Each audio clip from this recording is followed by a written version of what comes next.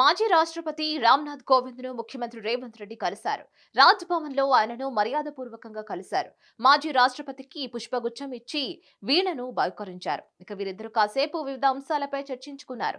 కాగా జమిలి ఎన్నికల సాధ్యాసాధ్యాలపై అధ్యయనం కోసం మాజీ రాష్ట్రపతి రామ్నాథ్ కోవింద్ నేతృత్వంలో కేంద్రం ఓ కమిటీని ఏర్పాటు చేశారు. ఈ నేపథ్యంలో హైదరాబాద్ వచ్చిన రామ్నాథ్ కోవింద్ను ముఖ్యమంత్రి రేవంత్ రెడ్డి కలిశారు.